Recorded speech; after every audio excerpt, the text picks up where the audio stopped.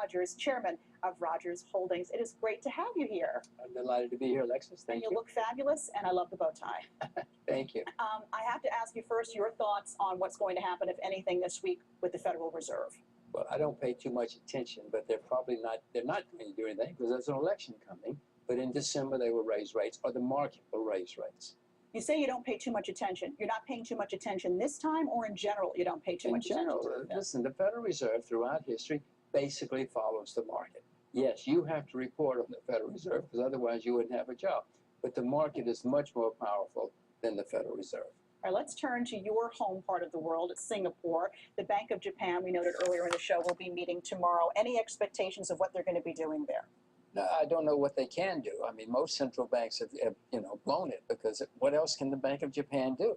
How much they cannot buy. They can buy more bonds, but they own nearly all the Japanese bonds as it is. They can buy more shares, but they keep buying Japanese shares. I guess they can do more of the same.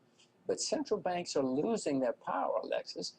I mean, no matter where in the world you look, most of them have done what they can do, and they're losing their power and their credibility. Thank goodness. Thank goodness. Why thank goodness? Well, listen, the world has problems without a central bank, but the central banks we have now are disasters. America's had 3 central banks. The first 2 disappeared.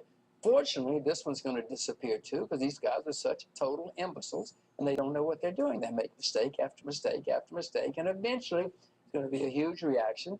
We're going to have huge problems in the market, and people are going to say, get rid of the central bank. Really? Do you see that happening? Write it down. I said it. I'm not making this up. Alexis, we've had 2 central banks in America that disappeared. We can get rid of central banks, and it's happened in the world many times. And as I say, worlds without central banks have problems, but these problems, the American central bank balance sheet 8 years ago was 800 billion US dollars, mainly government bonds. Now it's 5 trillion, and a lot of it's garbage. It's gone up 600% in 8 years. 600% in 8 years. This is not reality. And it's the not world sustainable. is living in an artificial ocean of disaster. In this artificial ocean of disaster, as you put it, do you see recession on the horizon for the U.S. economy? Don't you? You should watch Yahoo Finance. You will see that there are problems facing. I do watch Yahoo. Well, there are problems facing the world, Alexis. Yeah. Yes, of course we're going to have a recession. Look, it's not unusual. We've had them every 4 to 7 years since the beginning of the Republic.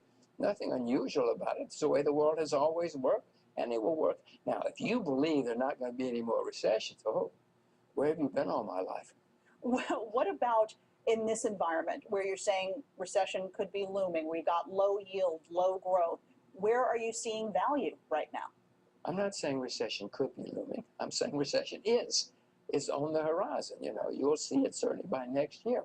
Value, I don't see much. Agriculture, I mean, things like sugar are down 70% from its all-time high. Russia is horribly hated. That's probably the most hated stock market in the world. There's value out there, Russian government bonds. If I weren't here, I'd probably be buying some more Russian government bonds right now. I opened an account in Kazakhstan, Nigeria. I've opened recently. Haven't done anything yet. Are you seeing some opportunities there in Africa then? So you mentioned yeah, Nigeria, right. and even with oil sort of in this. Well, oil is in the process of making a complicated bottom. A couple of years from now, we'll look back and say, now I see what happened. It was making a bottom. Hindsight's 2020. What about, so let's stick with commodities right now. What are you buying in the commodities space? Well, I told you sugar. I mean, I'm not buying it today because it's just gone up to a 4-year high. But sugar, things like that, rice. I mean, some of these commodities are down a huge amount, and the fundamentals for agriculture are getting better and better. The average age of farmers in America is 58. I mean, farmers been a disaster for 30 years. It's not a very popular industry.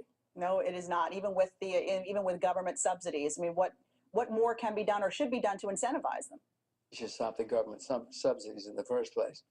What you should do, Alexis, is you should become the agriculture reporter for Yahoo. Do they have an agriculture reporter? We have people who take care of this as a beat. We do. Oh, well, but you see this for me in my future. No, I'm just saying I'm very optimistic about it. It would be something. Do you know how to drive a tractor by any chance? That I'd have to go take some lessons. Okay, on. I'm just suggesting. But job security, I like this advice. Well, yeah, listen, you know what? You have job security. Let me tell you, even if you're not yet, because the world is going to be such a mess for the next 2 or 3 years. Somebody has to report it.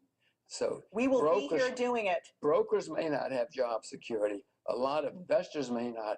You're going to have job security. Got to have accountants to keep records and reporters to report. Whether the glass is half empty or full, we'll be here reporting it. You're going to be here. Jim Rogers, thanks so much.